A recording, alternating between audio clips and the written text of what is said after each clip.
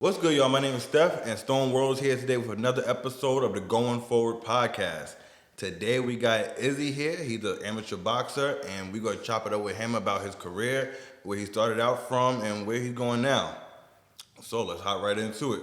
So Izzy, introduce yourself for people that don't really know too much about you. So my name is Israel Bailey. I go by Izzy. I'm 26 years old. Uh, yeah, that's pretty much it. I don't know what Okay, else you want. okay. Yeah. So where you from? You from New York? So I'm from the Bronx, New York. What part of Bronx? I come from Hunts Point. Uh huh. Yeah, Hunts Point, South Bronx. Okay. And how was it like growing up out there? So, damn, growing up out there, I mean, it's kind of tough because the only thing you really can resort to is like the streets. You get what I'm saying? It wasn't really a lot of extra curricular activities that they had for you to do. So, the only thing it was either you was smoking, going to the park, going to a party, or staying in your house. Pretty much. So like, how did you was you outside like growing up, or was you just So like really inside, or? I mean, I was always an athlete. You know what I'm saying? I played football as my first sport, but I played that upstate. I was born upstate actually. Oh, word, But okay. I moved to the Bronx. So I where, like- where was you born at, and when did you move? So I was born. I don't really like talk about. Oh, where you I'm born? born, Okay, But I was born in Kingston, New York. okay. Bad town. You know what I'm saying? But I mean, now people from, I don't know.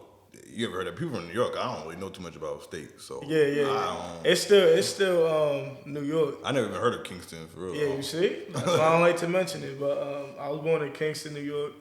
I moved down here officially around the age of like 12. Okay. But my first sport was football. Mm-hmm. And then when I came here, they only offered me 2 schools because I was bad up there. I was always fighting. I was in the streets. But one thing, I always stuck to my books, though. I could say that. But it was always fighting in the streets. So when I came down here, they only offered me 2 schools. And when I went to the school, I was only offered to play basketball. They didn't have a football program.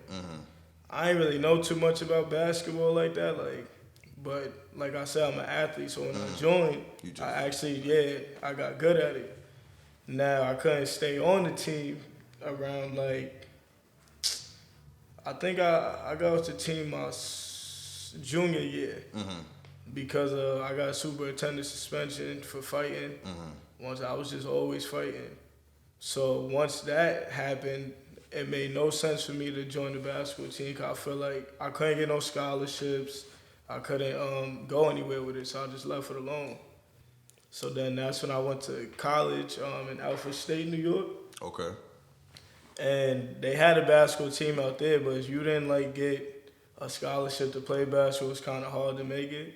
So I had a choice to either go 7 hours back home and see my friends, see family, or go to basketball tryouts. And I chose to go back home. So back up real quick. So now you at school now.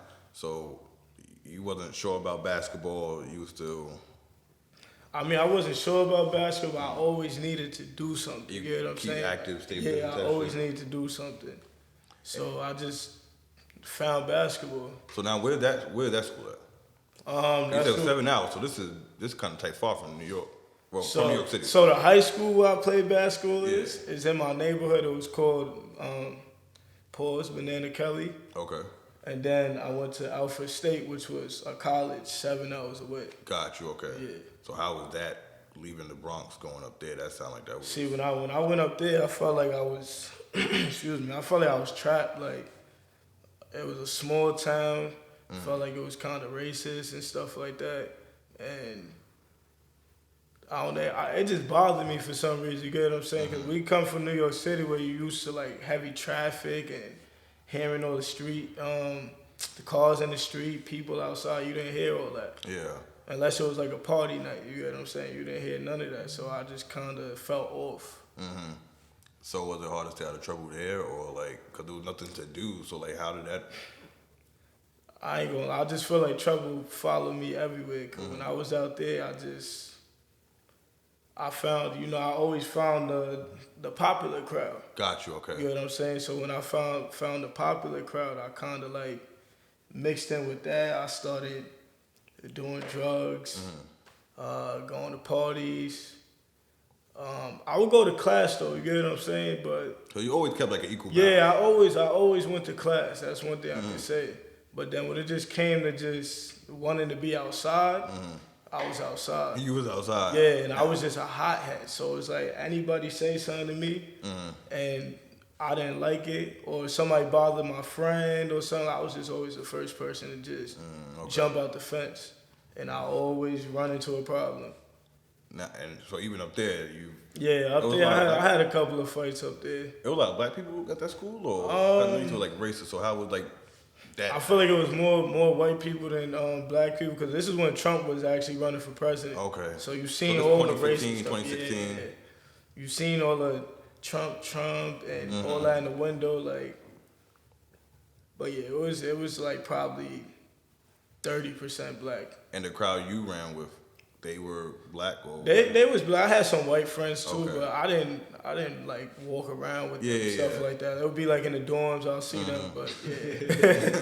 but other than that, yeah, I just stayed with the black crowd.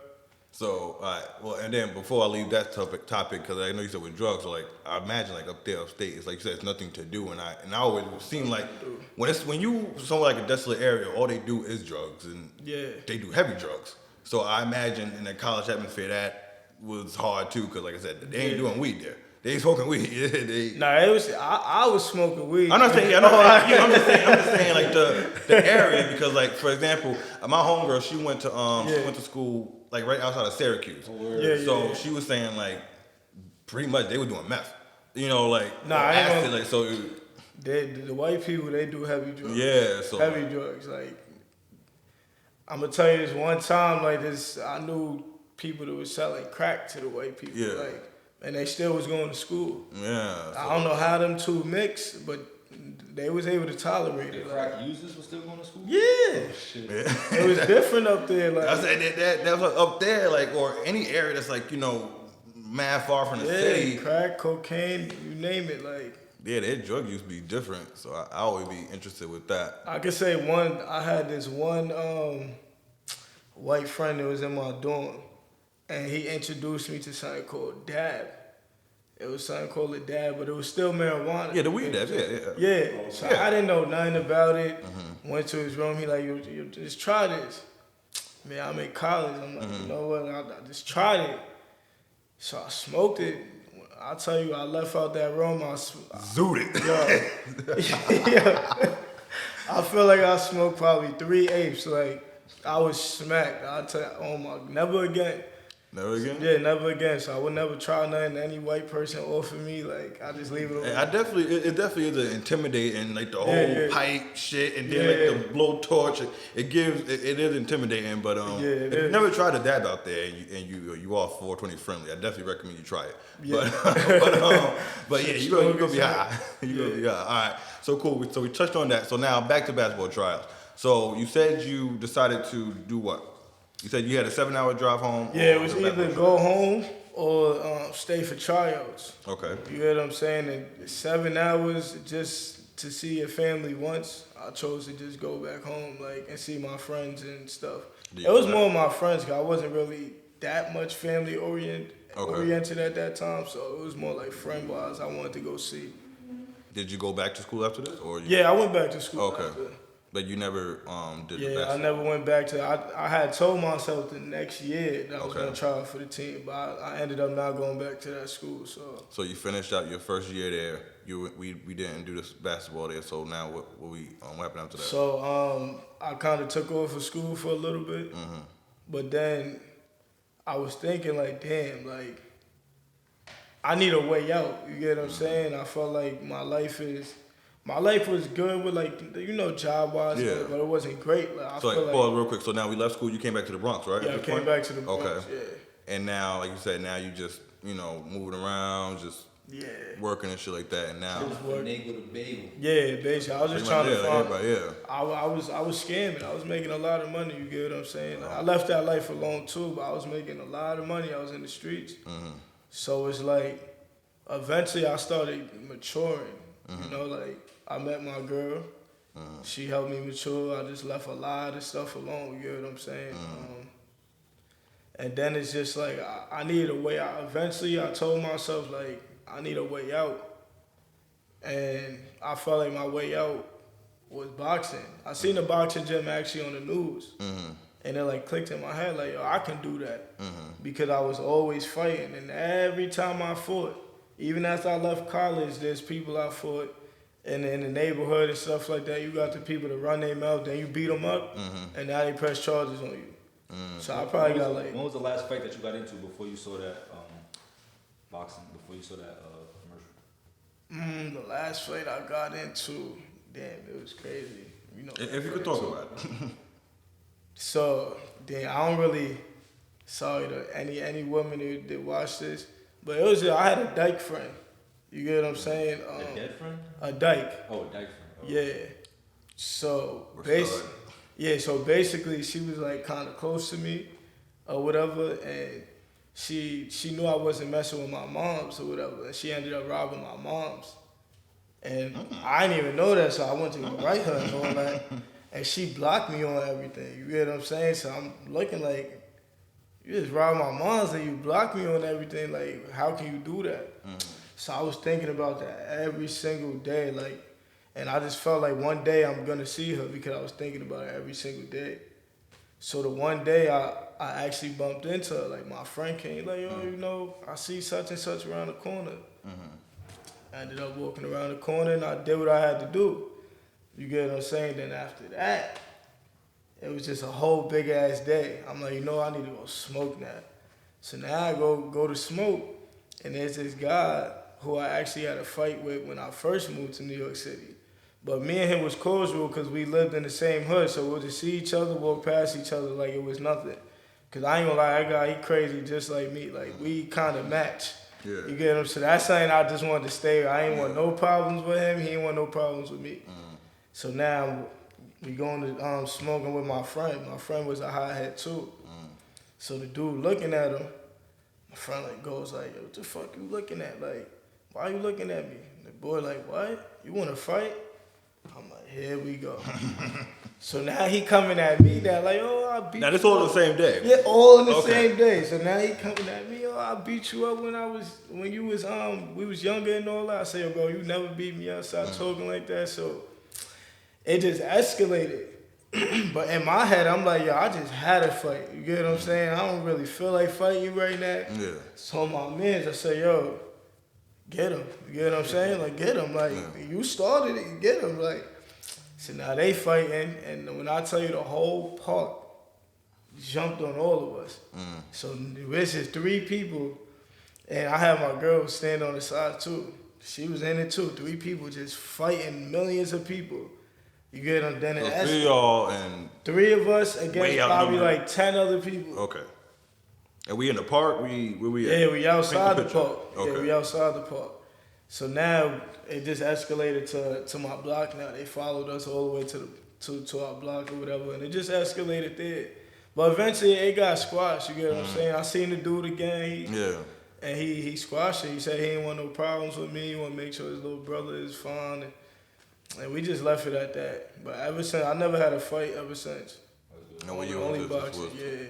When was that this? was probably like 4 or 5 years ago. Like. And so from this point to when you seen the box commercial, how long was that?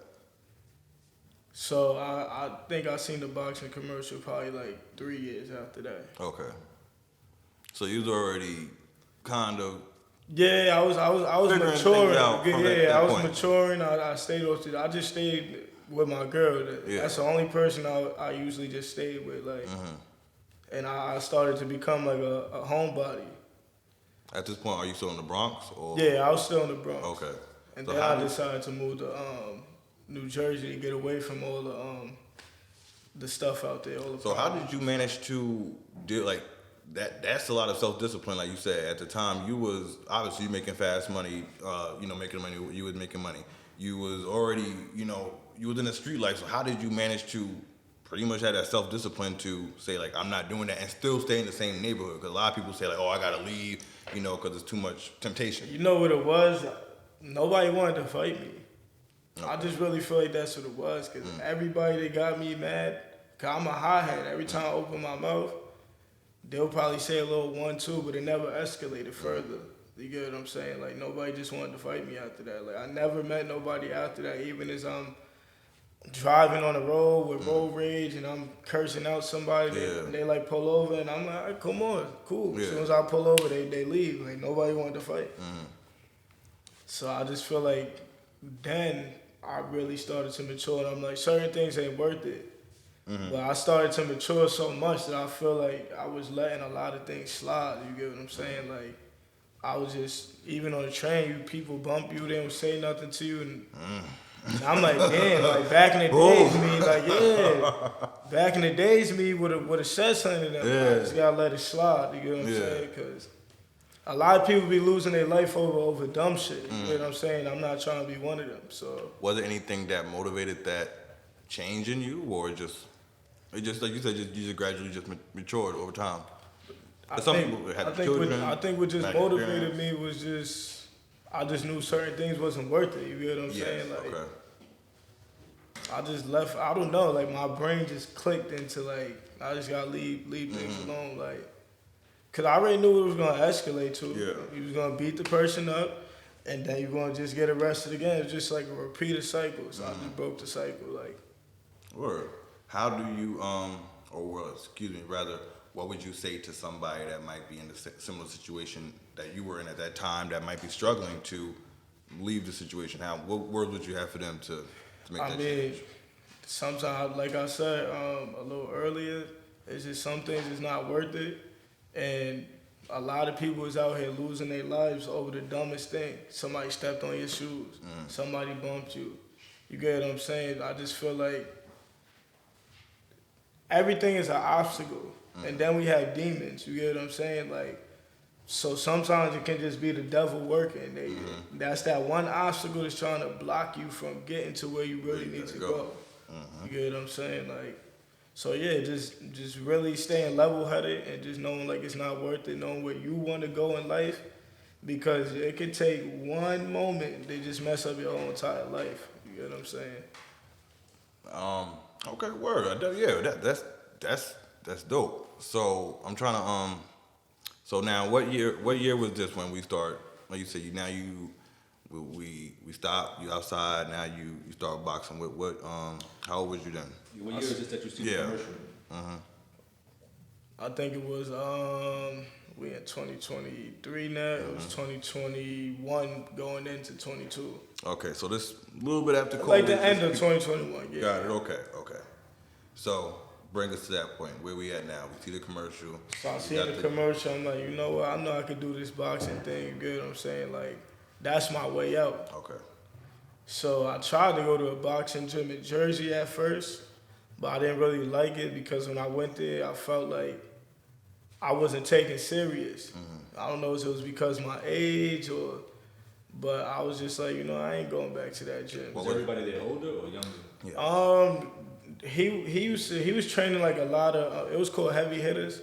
Okay. He was training like a lot of little kids, and then every time I asked him, like, oh, when people my age come in, he'll be like, oh, that class comes like in the morning time. And I couldn't really make the morning time because like my work schedule and stuff. So the gym that I actually go to now, I seen it on the news and I looked it up, and it's literally right around the corner from my job. Wow. Okay. So I'm like, I'm always in the gym. I'm sitting in the gym, like when I'm on the clock and all, like just sitting there, taking a break and stuff, just watching. So I just found that. What was the first step that you took after you saw that? What was the first step that you took to take you towards that boxing goal? My first step was just seeing the rates and the prices and just seeing if I can. I told myself, regardless of anything, they say you gotta spend your last to get to where you want to go. You get what I'm saying? You're gonna see the residual. So when I went there, the guy actually told me, I said, yo, I want to box or whatever. He like, listen. I said, but I don't want to start today. His name is Eric Kelly. He run the gym. I said, I don't want to start today though. He said, listen, come back today And if I don't see you, don't come back at all. So when he told me that, I'm like, all right, they gonna take me serious. So I came back, and I'm just sitting there waiting for him for mad long. He had me standing there for a little bit. And I thought it was like a test to see if I was actually gonna leave or not. So I just stayed there. And eventually he came, he spoke to me. I got to talk to a coach. My coach is Elliot Ness, who actually trained a lot of good professional fighters, was bodyguard for a lot of good professional fighters. And once I spoke to both of them, I'm like, all right, they're going to take me serious. And I just, ever since then, I've been in the gym every single day except Sunday. What's one of the hardest things that you got to do in the gym that you just hate? Like, damn, I hate when I gotta do this shit. I think Anything like those? I think it's the exercise. I just be wanting to fight, you know, like. Anyone in particular, like the jump rope, any exercise you just doing? Which one do you do like too? Nah, jump rope is easy. I think when he start having me do like ab workouts and all, like it'd be different ones you gotta do, and then you just feel a burning sensation. I'd be like, damn. I'd be like, all right, even today, I told him like, all right, I'm gonna finish tomorrow. He'll like, come on, man, like, and then he'll make me finish it. So. Did you have anybody in your life, like your trainer, or what's your trainer name? Elliot Nuss, yeah. Did you have anybody in your life like that before you met him? Yeah, I had a woman I called my second mom. Her name is Miss Powell. She actually helped me mature too and become who I am today. That's one thing I could say. I met her at, it was a place called the Police Athletic League. Oh, PL. Yeah, yeah. We call it PL out here. Yeah, and she ran a program there. Like, she just helped me every step. She knew my life, you get what I'm saying? So she'll talk to me, help me out, and just her words and her caring nature just helped me flourish, you get what I'm saying? You still keep in contact with her today? Yeah, all the time. Word. Okay, so when you first started sparring, how was that? Like, how did back up. How long before when you started to your first sparring match? Alright, so when I first came to the gym, my coach had me jump roping for like a month, 2 months, and I'm just like, I started getting tired of it. Like, damn, like when am I gonna learn to punch? So then I learned to punch, and he just had me doing the same 1-2 every single day. Well, I leave the gym and I'll call my girl like, yo, this man got me doing 1-2 every day. You know what I'm saying? But it paid off. Eventually, once he started really working with me, I got to spar this guy named Duchesne. He's a professional boxer. Now. He was professional at the time, or he professional? Yeah, he was professional at the time. Okay, fire. Yeah, so I'm sparring him, and he hitting me to the body and stuff, and I can't breathe now trying to punch, and my body don't want to punch because I'm tired. So I'm starting to walk away like, yo, I don't even want to fight no more. Like, so after that day, I told myself like, I got to do everything that I can do to make sure that my stamina is right, because without that, like, people just gonna push me over, and I'm not a pushover. I wasn't getting pushed over the street, so I'm not gonna get pushed over and hit. You get what I'm saying? But let me back it up too, because there's one day I walked in the gym, seen everybody boxing. I walked out, I called my girl, I said, yo, this is a whole different ball game. I said, it's a different ball game because you see people who you don't even think can fight. You get what I'm saying? They in the gym and they bugging out on the bag. And I'm like, yo, if I see you in the streets, I would have thought I could just push you over. You get what I'm saying? Like, that's crazy. But yeah, just after that sparring, I told myself, like, yeah, I got to do everything in my power to make sure my stamina is right. So I started running, started just doing a lot of more endurance exercises, and I became better. So that was the second one. How long was you trained from your first one to your second one? I mean, we was sparring at least once every week. You Okay. get what I'm saying? I had actually sparred his brother. His name is Orville Crooks, and just hearing his story kind of motivated me too, because he started like around the age I started. Mm-hmm. Now, he actually won like national tournaments and this thing called Golden Gloves and Ringmasters, and made it to Olympic trials, and at his age. So I'm like, oh, you did it in 3 years, I can do it too. Because I always have this saying, like, don't count me out. Just because of my age, don't think I can't get there. You got Bernard Hopkins at a certain age, he started and he made it big time. So I sparred him, and it wasn't no better. You get what I'm saying? It wasn't no better than sparring his brother. But I think sparring those two turned me into, now everybody that I was sparring, I was walking over them. Just walking over them. It was like, yeah, I'll still have like tough opponents, but it wasn't like as tough as sparring with them. Yeah. So it's like you already had the hardest ones. Yeah. Now at this point, I can't get any Right. worse. I was that person in the gym, and my coach said it too. He said, yo, everybody want to spar you. Like, other coaches would see me, oh, he knew, oh, could we spar with him? And my coach would be like, nah, not right now. And he'll make me wait longer to spar. Because he told me, like, yo, one day, nobody going to be asking you to spar again.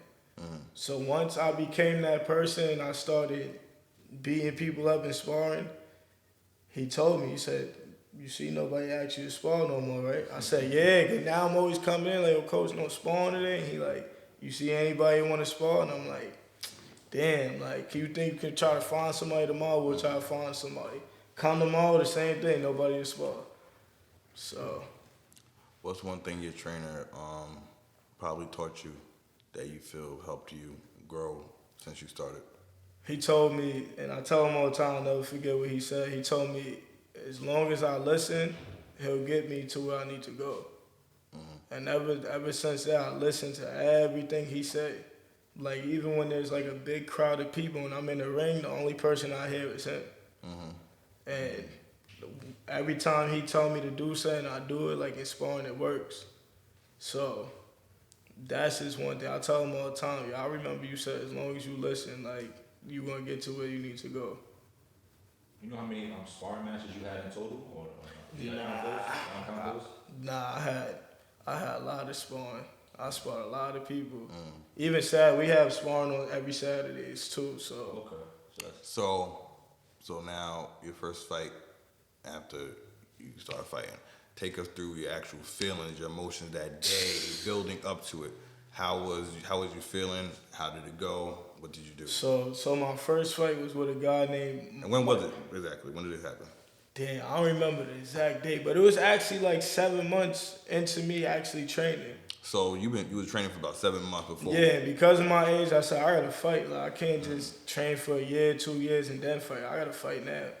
So there was a guy named Mike Toro leading up, and this was in Long Island. It was for a belt. My favorite color was red and black, so the belt was red and black, and it had fur on it. I said, nah, I gotta come home with that. So actually going to the fight, I wasn't nervous at all. And I felt like that was bad. I'm like, why am I not nervous? Why am I not antsy? And they told me, like, the nerves is gonna come. So now my nerves didn't come until it was about time to go into the ring. Then I started feeling it there. I'm like, damn, like, I gotta fight. So I'm fighting this dude, big white dude. They say he 165, but the dude is big. I'm like, nah, he not 165. Like, I don't know what scale y'all weighed him on, but that man's not 165. Big dude. I get in there with him. I'm doing my thing, you know, but he's pressuring me, just pressuring me. And my stamina wasn't that great. So he keep pressuring me and pressuring me. I'm getting tired. So I'm fighting the dude, and then he hit me. And I'm sidestepping, and all of a sudden my foot started dragging. And I'm like, in my head, like, what's going on? The ref stopped, and he gave me an 8 count. So after that, I'm like, nah, I can't. I'm about to lose this fight. So the second round, I come out, I'm fighting again. And I got so tired where I asked myself, I said, yo, do I really want to do this? So when the third round came, I just came out with a bang. I'm like, I got to finish it. Just started beating him up. The ref gave him an 8 count. Beating him up again. The ref gave him another 8 count. Beating him up again. The ref just stopped the fight. And I won. And I'm like, damn, this shit is over. Like, it's over. I won. I did it. But it was just that moment I did ask myself, like, do I really want to do this? Because I was that tired. How did your trainer push you through at that moment? Every time, like, when you get an 8 count, they make you stand in the opposite corner. So he'll see me in the corner and I'm just like looking down. He'll be like, Izzy, suck it up. Suck it Explain up. the 8 count for people that don't know. So an 8 count is basically when the refs see you like on the verge of getting knocked out. Okay. He gives you an 8 count. Your legs buckle or whatever, you get an 8 count. It's almost like getting knocked down. Okay. So, yeah, but when my coach was just telling me, suck it up, like it's almost over, like suck it up. And I just listened to what he said and I just had to suck it up. Because I told myself I ain't drive this far all the way to Long Island to lose. And how long was the whole 3 rounds last? This is when I was fighting 2-minute rounds. Okay. 3 rounds, 2 minutes. I'm open now, so now I'm gonna be fighting 3-minute rounds. So, but like the whole fight itself was about 10, 15 minutes just to get this idea of it. Believe it or not, it's actually about, cause I think they long. give you a minute break, 3. Yeah, about 10 minutes. Okay. But it feels longer. Yeah. Like it felt longer than sparring. Yeah. it feels Those long. times feel long. All right, so cool. Now you win that fight. How you feeling after that? Oh, I felt great. I felt like, I ain't gonna lie, I felt like the man, but I ain't wanna let it go to my head. I'm just like on to the next. Yeah. So walk us through what was next after? So my next fight, I joined a tournament. This was called the New York tournament. And this was my second fight. I had to fight a dude that had 8 fights. Usually in the boxing world, like amateurs, it shouldn't really be like that. It should be like set you up with somebody who got around the same amount of fights as you. But they gave me somebody that had 8 fights. I'm fighting the dude and I'm hitting him. Boom. You see the dude buckling back. The ref don't give him an 8 count or nothing. And I lost in a split decision. And I was kind of tight because I feel like I got robbed. And my coach feel like I got robbed too. Now, there's a dynamic where they basically say, when you come from a certain gym, like his gym is called Cops and Kids. Okay. Now, Cops and Kids is almost similar to, it's similar like PAL, but instead of PAL, they changed the name to like Cops and Kids. Like, I feel like they copied it. So Cops and Kids is like one of those gyms where it's a free gym for kids up until I think the age of 21. Okay. Yeah. So they want to put that gym in every borough. So anybody that comes from that gym, I feel like the judge is going to rob you as you leave it up to the judges because they want that gym name to be up there. So, all right, so you lost that fight. So, but how was the training? How did you prepare for that fight?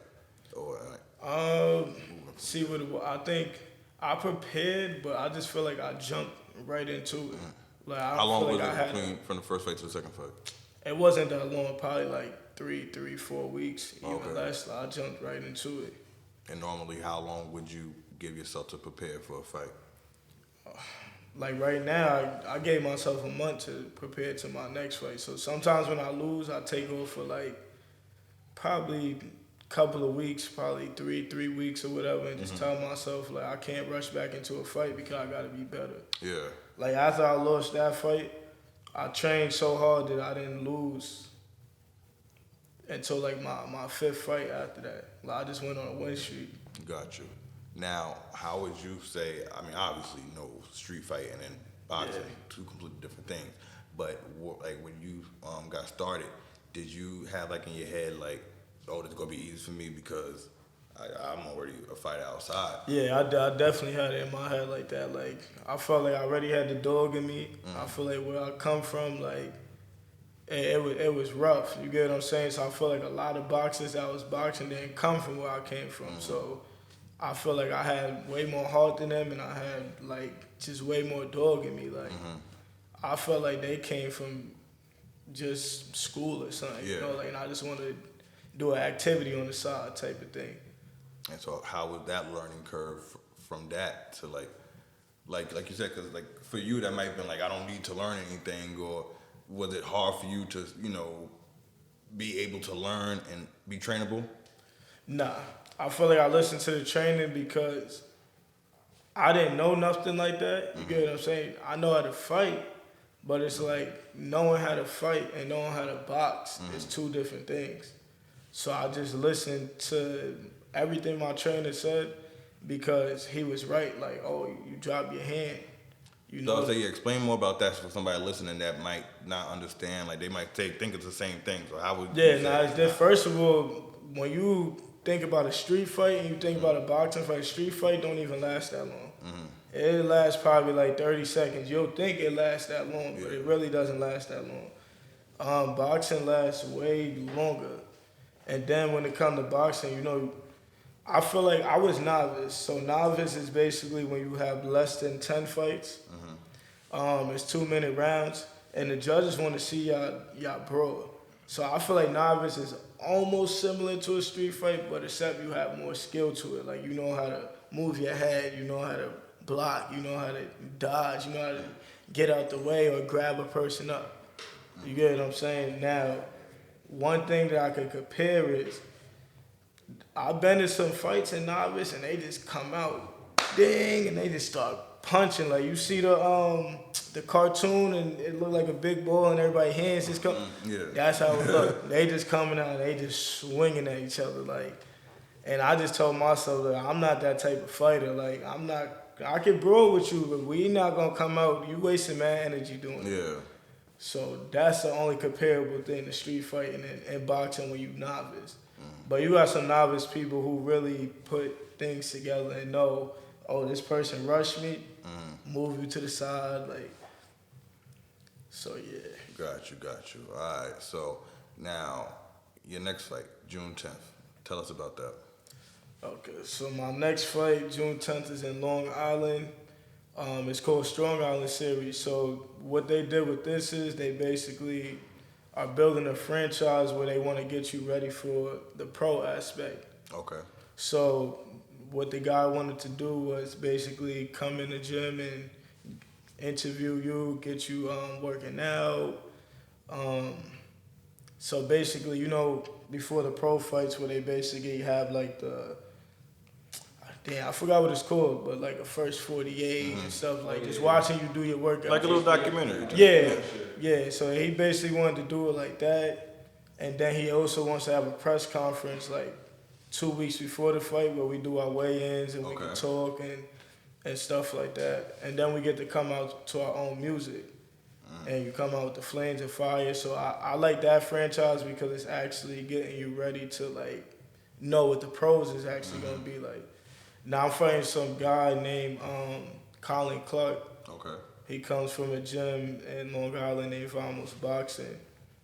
Now I got history with Vamos Boxing because my first fight, the dude that I beat and the ref started the fight, he's from that gym. Okay. And then So they know you around there. yeah, and then I had another fight in the tournament where I caught a knockout the first round. He's from that gym. So it's like the coach, the guy that was doing my recording, he actually told me like the coach asked for me. Like they called you out. Yeah. So I'm like, damn, y'all called me out because I'm 2-0 against y'all. So now y'all got it out for me. And the guy that I see, he's always with that coach. Like, he's glued with that coach 24/7. And not to be racist, I'm just looking at this guy. I'm like, yo, it's like he look like a redneck. You get what I'm saying? Like he'll kidnap me or something. Like, but once I found out that I was fighting him, I'm like, damn, this fight gonna be tough. But How have you been training for this fight? I just been trying to get faster, stronger, and just my mental is strong. You get what I'm saying?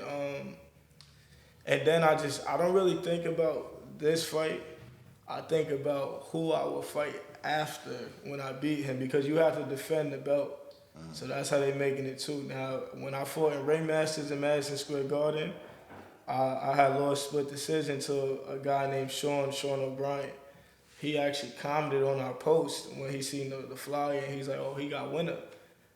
So they basically were setting it up in the comments, and they put the people who was hosting the show, like, for him to fight in September against the winner. So I'm like, oh, because I didn't feel like I should have lost that fight with you in Madison Square Garden, so I have to beat this dude. Like, I have to, so I can get my rematch with you. Yeah. So that's the only thing that's playing in my head. Like, it's not even the dude I'm facing. It's like, You trying to get to this? yeah, rematch? I'm trying to get him out the way, and I'm trying to get you. Yeah. Like, I need that rematch. That's the only thing I'm looking Like, forward this is to. personal. Yeah, it's personal. This is But I can't overlook this guy either because this guy is tough. Like, I looked at his page, and the dude be riding bulls. He own a farm. he be in the neck of the woods. He do iron construction. So and then just the gym they come from, they all brawlers. Like they Yeah. like to brawl. Like these are dudes that's gonna keep coming at you and coming at you. So Yeah, that sounds like you gotta do some training for that. yeah. Anything crazy that you do to like prepare for a fight? I think the most crazy thing, I just try to look for the most severe sparring I can get. Like I need sparring like where I feel like somebody's gonna kill me in the sparring. Okay. Like that, I run. And then just when I'm doing like bag training, I try to do a lot of rounds on the bag. Like, and this is not just like tapping the bag. This is like really fighting the bag. Like it's the bag is the person in the ring because that helps build your stamina up too. So that's pretty much it. And I kind of changed my eating style. That what I say, like, do you like change your eating habits? Yeah, I Not changed smoke, my or eat. drinking. Yeah, nah. I mean, I stopped when I first entered the gym. I been gave smoking up. 'Cause I said, y'all not gonna be in here pushing me over because Yeah. So I gave that up a long time ago. It probably been like close to 2 years now. Okay. Yeah, so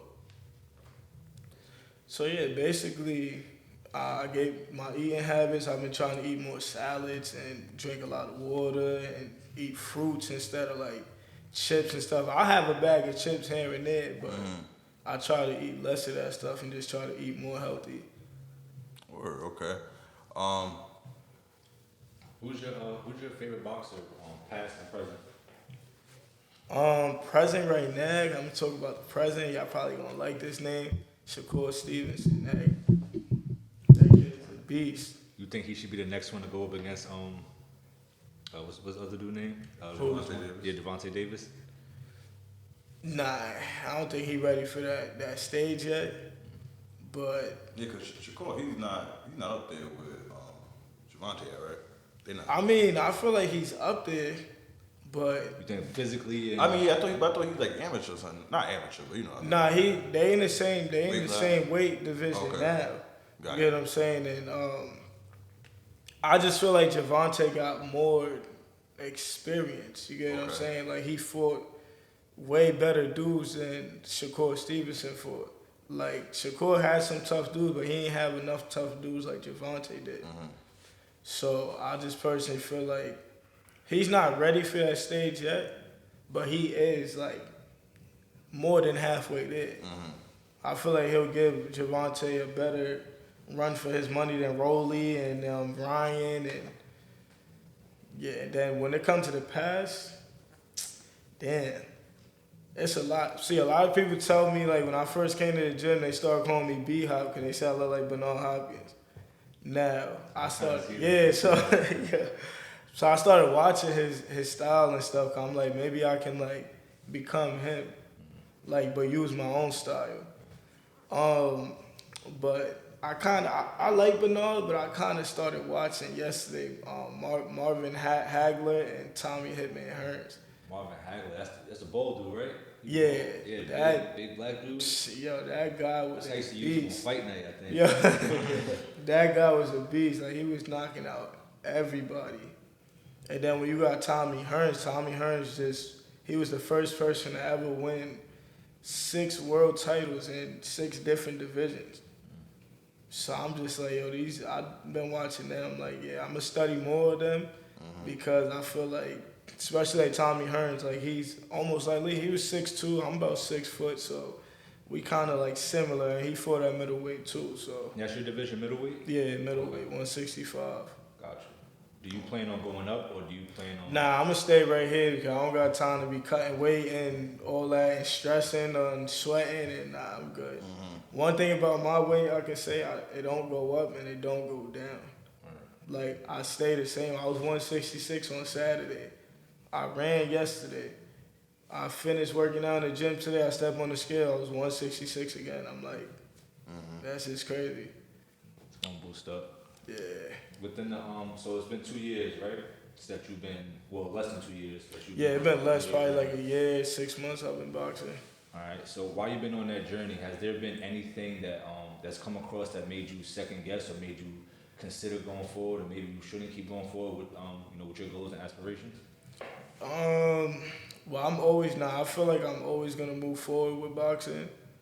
The only thing, I don't second guess. I just tell myself like at my age I have to work harder because I have that small window for my age. You get what I'm saying? They really want dudes is 17, 18, not like that type of age. At my age, I got a small window, so I gotta be good.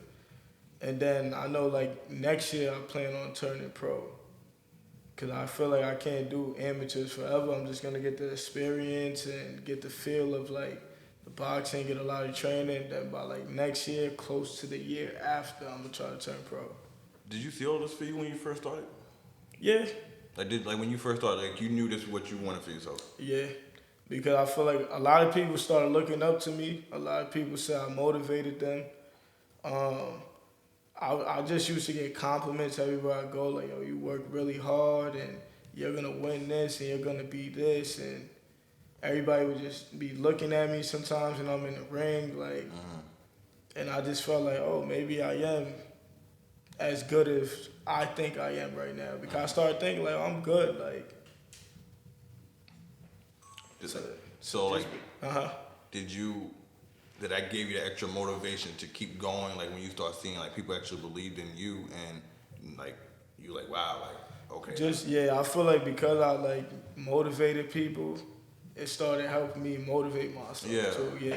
Cause I was saying like when you started off, did you think like, oh, I'm gonna go pro? I knew I was gonna go You pro really- because I felt like I was always, like I said, I was always an athlete. So I feel Okay. like once I got the hang of it, it was gonna be easy for me to take control of the sport. So I also thought that God had a plan for me. Like nobody in my family is up there. Nobody's rich. Nobody's like really wealthy. So I felt like I can be able to break that cycle. And then I also told him I do got a plan B. I said if I can't break the cycle, I have like my nephew. He's about 4. Okay. So he actually listens. Like I told him one time to keep his hands up in his stance. I just FaceTimed him the other day and told him to do it again, and he did it. You remember? You get what I'm saying? Yeah. So I could tell that he likes it, and when they be like, "Oh, you want to go to the gym with your uncle?" He'd be excited to go. So I feel like I would be able to get him to that stage and help him break the cycle. So. Word. Okay. For your fight coming up, tell people why they should come check it out, because a lot of people might not even really know like about going to see a fight. You know, everybody only know like pay-per-view. So like, why should they come to? We're gonna be in Long Island. Yeah, it's gonna Why be should they Long come out to Island. Long Island and come see you fight? Alright, so y'all should come to Long Island to see me fight because one, those of you who want to be a fighter now, it's motivation. You get what I'm saying? You actually get to see the fighting atmosphere. It's good entertainment. Oh man, it's just crazy. It's just gonna be a crazy venue. Like, and you got good fighters. You get what I'm saying? Like a very good. Everybody that's fighting at that event is elite. They got more than 10 fights. So they been doing this. They been there, done that, and they looking for war, and they want to come home with that belt. Also, just the excitement of the crowd and all that. Like, it's just a lit experience. You get what I'm saying? And it's like this venue, tickets start at $55. Okay. Now, my usual fights, they only $25. You get what I'm saying? So that's how you know it's a bigger venue. Yeah. It's almost similar to Madison Square Garden. So, So that definitely sounds exciting. All right.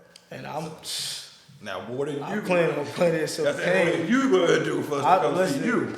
I plan on putting in some pain. You know, like sometimes I don't like to talk about it, but Humble brag. yeah, it's just humbling. I just got a lot to prove to myself. You get what I'm saying? Like, especially when I'm watching these old time boxers and stuff like that, and just what they said. Like, I told myself I can't leave the fight to the judges, so I don't plan on leaving this fight to the judges. That's what like Tommy Hearns and Marvin Hagler, they also said that when I was watching the video, so I felt like it was like repeating it to me, like God was telling me something. Because they was like, we not leaving the fight to the judges, we use these. So I don't plan on leaving the fight to the judges. I actually got to watch, y'all can go watch the YouTube video, Israel Bailey versus Colin Clark Beyond the Lights, Before the Lights, sorry. When I was watching it, the coach, he gave respect to me, but one thing the coach said was he felt like that his fighter is going to dominate this fight. So when I hear things like that, humbly, I just be like, okay. You know what you Yeah, gotta do. okay. You know what we gotta I know, do. yeah, I know exactly what I gotta do. Okay.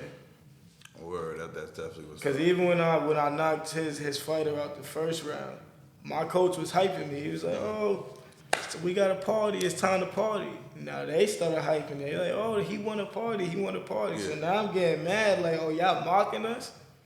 And then the shit just happened. And I was about to say too, this would be your third fight you said against this gym. So Yeah, against that's this gym. kind of like a lot of riding on that because it's like Yeah, the you coach gotta- said he know my fighting style. He said a lot. So it's like, So, that, yeah, he been if you watching. feel like you know me, I gotta show you better than I can tell you. That's it.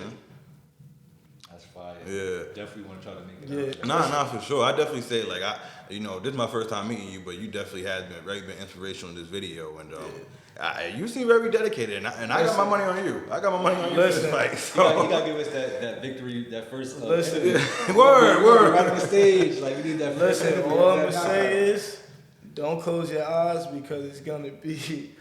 I'm telling you, like I'm really taking this month to work, like, and it's really gonna be something, like, and that's humbly speaking. I just know what I'm capable of. You get what I'm saying? Don't count you out. You Exactly. Don't count me out at all, because I'm coming and I'm coming with a storm. Like, For people that want to go, like us, how Yeah. do we buy tickets? all right, so I got you can go to StrongIslandBoxing.com or you can go to my bio. I can send y'all the link later, but the link is in my bio, and you can just click on it, and the ticket's gonna be right there. So You said $55. And yeah, it started at $55. Where's the venue at? Say that again. Where's the venue? The venue's in Long Island. Now, just buy the $55 tickets because the seating is good regardless. You get what I'm saying? Like, I feel like they be like, "Oh, buy $200 tickets and you gonna be up close." She'll tell you. We went to Ringmasters and the tickets for the up close started at 121, 41 was it? 145. While the tickets all the way in the back was $44. Yeah. When you went there, them tickets that was $44, you should have just bought that. And you'd been Because it was better than the tickets that was $141, $45. And if you close up, you kind of like this, right? Yeah, Yeah, exactly. you can't really That's what I'm see. thinking, like. Yeah, you can't. And you can see, you gotta look through the ropes and stuff now. When you back there, you can gotta actually have see it. Yeah. Petty. Have you ever been to a professional boxing match? Oh. Really and truly, and that's why a lot of people do ask me who I watch too. Like at first, I just watch myself.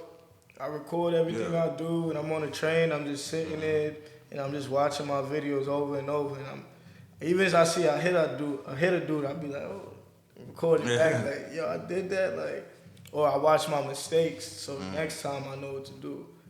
So I really more watch myself, like. Word, you definitely you gonna be doing this for a while, I can see. Oh yeah. It's Oh, definitely, yeah, one thing I say, I'm Jamaican. I got a coconut head, so it's hard for me to get knocked out. I'll tell you that. Like, there's one dude, his name is Joker, like my little bro. Like, he even told me, like, when he hits my head, like, it hurt. Like, one time he hit me in sparring, boom. He's like, ah. oh, damn. Yeah. But I didn't feel it. You get what I'm saying? Oh, well, works in your benefit, so you Yeah. got with that. Do you wear the colors, your Jamaican colors, when you go out or not? Nah, we gotta wear particular, so you can only wear, you get assigned a red corner or a blue corner. Okay. Now for amateurs, you gotta wear either red or you gotta wear blue. I can wear black, you get what I'm saying, but I can't wear anything that's like neutral to him. I got I don't know if you see my black and gold Jamaican trunks. They got the Jamaican lines on it. Okay. It's actually this right here. Oh, okay, yeah. Yeah, I got those. So that's what I wear sometimes. I got my last name on it. That's fire. But yeah. Word, okay. So that you definitely sound like I said, this show will be great. This show will be good. nah, Definitely entertaining. Definitely have to come check it fire. out. I'm not gonna ask you how far the drive is because I don't think the drive really matters. Yeah, I haven't even looked it up. It sounds like you need to just go and check it out for Yeah. yourself. So that's definitely exciting. So before we let you go, we definitely just always just ask random questions. So first question is, what's your favorite superhero? Yeah. It could be a person. It could be a cartoon character. You know, growing up, my favorite superhero was Spider-Man, but Okay. I kind of branched off of Spider-Man, and I like the Flash. Oh, okay. Yeah. That's different. Why is that? I ain't gonna lie, 'cause I feel like the Flash is just his speed. You get what I'm saying? Like in a blink of an eye, he can do anything he want to do. You get what I'm saying? Like, Would you consider yourself the Flash in the ring? nah, Not quite yet. nah. He ain't tell us what his middle, what his. Yeah. What is it gonna be when you turn pro? What you gonna put in the middle? Damn. I don't even know. No, yet. I don't even know yet. Yeah. Okay. What's your favorite cereal? Favorite cereal? Damn. That's a hard question. Cause I just ate some what I just ate? Cinnamon Toast Crunch, and that shit That's a slap. good one. That's a good one. But it's between Cinnamon Toast Crunch and I like Fruity Pebbles, so it's between those two. I got how we can get his name instead of the rapper's name, because we do a game like when we got rappers come up here, we give them like a new name. So you know how we got like Big Pun or Little Bow Wow. You can Yeah. pick Big or Little. So which one would you pick? Nah, I gotta be big, man. Alright, what was the last thing you bought? What was the last thing you purchased? Damn, I gotta pick one out of a couple of things. I bought a couple The of things. very last thing you purchased before you came here, in the store. The very last thing you purchased. But I bought a bundle of shit. You get what I'm saying? Like, Big bundles. Little. Bundles. That's gonna be his name in the ring. Big Bundles. yeah, I like that. I prefer that. Cause I ain't want to tell you I bought Cheetos. You like big Cheetos? Hey, we gonna stick with big bundles. We gonna stick with big bundles. Yeah, big bundles is better. Yeah. All right, so you from the Bronx. So we was already talking about off camera about the delis here in Jersey. But what's your go-to deli food? So that could be a cold sandwich, hot sandwich. I don't know, chicken over rice. Whatever. When you go to the deli, what's your go-to meal? Y'all should know this already, man. It's a bacon, egg, and cheese. Nah, I'm still on my bacon, egg, and cheese. Yeah, I era. don't do chopped cheese. I don't. Nah, I need a bacon, egg, and cheese, crispy bacon, salt, pepper, butter. Straight like that. Salt, pepper, ketchup? butter. Yeah. No ketchup. Nah, no ketchup. Now, some people, especially in the Bronx, they be doing the mayo ketchup twist. What about Not the jelly? me. I heard people Nah. put jelly on it. If I do something with jelly, it'll be I heard, like I heard in Brooklyn, they got sausage, egg, and cheese with jelly. What the fuck? Nah, actually, yeah, I tried that before. Not a sausage, egg, and cheese. Nah, I did sausage, egg, and cheese with jelly. It was alright. It wasn't bad. Good. Not something you would get again, though. Nah. Got The it. only thing I have with jelly is either a bagel or a croissant toasted with butter and jelly and Like a bacon. civilized person. Yeah, exactly. Exactly. What show you like to watch, or what's the last show you've been watching? Oh, I've been watching the Arrow. The Arrow? Yeah. What is that? What is that? The Green Arrow on Netflix. I'm late to the party with this Superhero? one, bro. I'm sorry. The superhero, yeah. The one that shoot the arrows. He worked with the Flash too. Nah, I'm not up on that. He with Marvel or He with DC. DC? Nah. Yeah. But other than that, alright, so I give you a better show, Power. He don't watch Power. We have this conversation every episode. Everybody say it. Did you watch the leaked episodes yet or not? Nah, I heard it's fake. I'm two episodes I heard it's behind. fake. We can't talk about nothing with Power. I'm 2 episodes behind. But the last thing I was watching before I came here is a show. It's a movie called The Mother. So on Netflix, it just came out. I seen the memes for it. Yeah. I know what it was about, but Yeah, with Jennifer Lopez okay. Oh, J-Lo and or J Lo. Yeah. J-Lo and it's another dude in there. Oh, the guy who played on Power. Yeah. Ghost. I forgot Ghost. Oh yeah, Chadwick. Yeah, Chadwick. There you go. Omari Chadwick. Oh, Omari Hardwick. Yeah. Got it. Yeah. But I seen fucking on the What's his video. last name? Hardwick. Oh, Hardwick, Chadwick. yeah. That dude. I seen on Facebook, Tariq was in the club and they had like the bottle girl and the sign said the leak is fake. So Oh, he said the leak is fixed. yeah, so maybe it was just a joke. Maybe I don't know. I don't know. I was scrolling through It look Instagram. real. Nah, it's real. Yeah, it's on YouTube. I watch shit. I don't know. I think I was scrolling on Instagram today, and somebody was like, "Thank you," because they seen they was watching the leak version. Oh, good for them. I'm glad to hear that. Yeah, right. I'm gonna wait till Friday though. Like a Niggas, like a yeah. true supporter. I'm gonna wait till Friday. Favorite vacation spot, last place you visited? My last vacation spot was Aruba.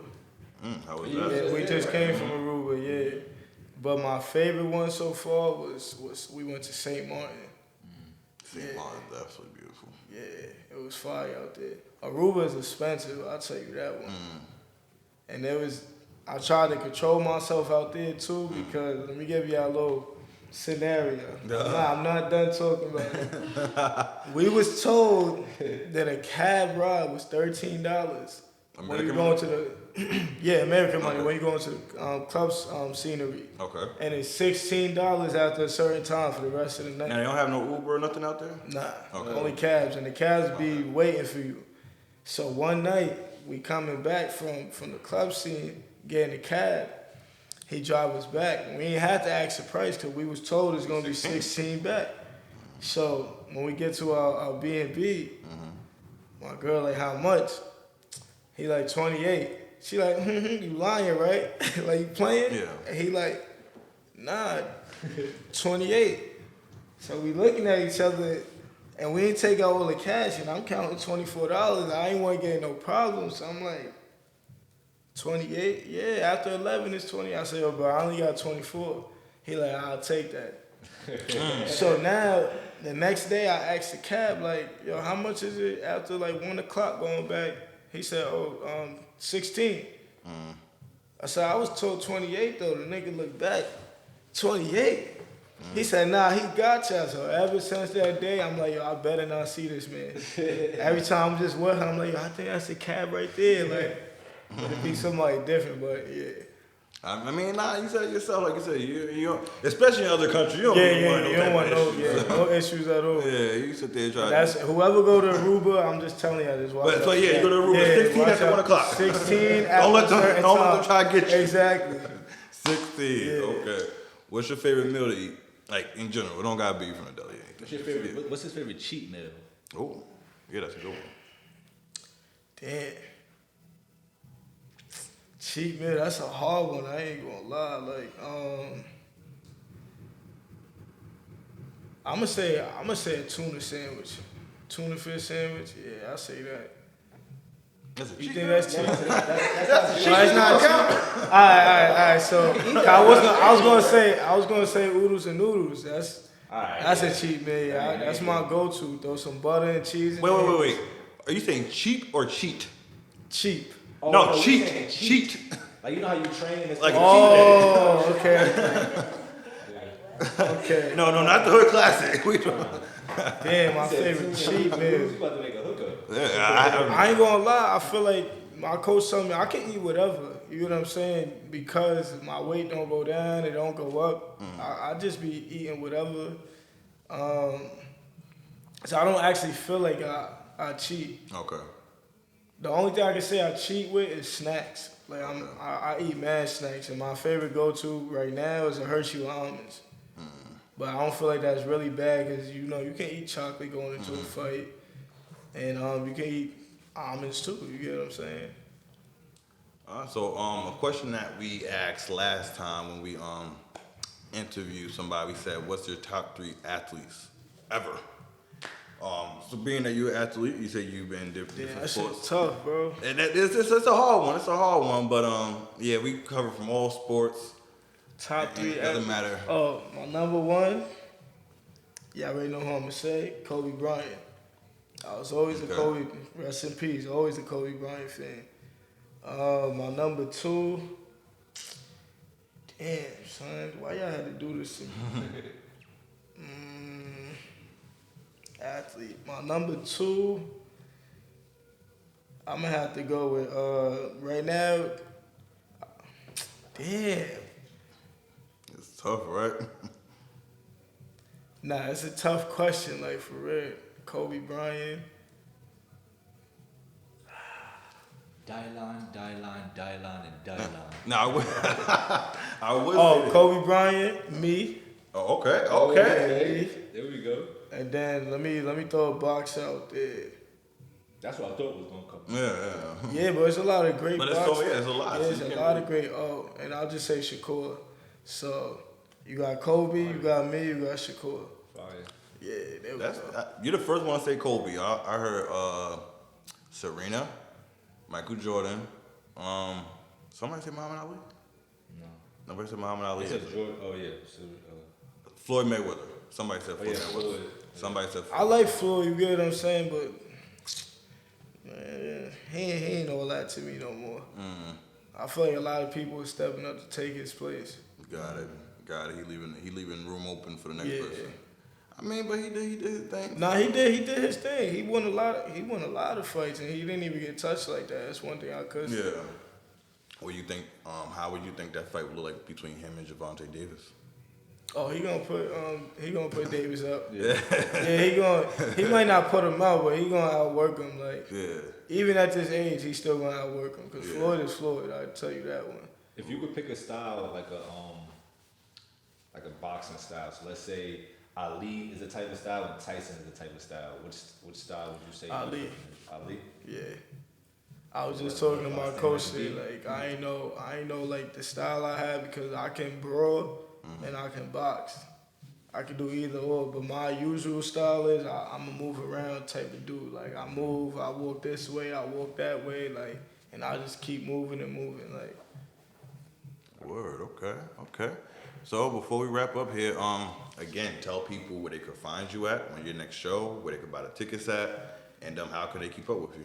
So y'all can follow my Instagram at Izzy Bands, IZZYBANDZ.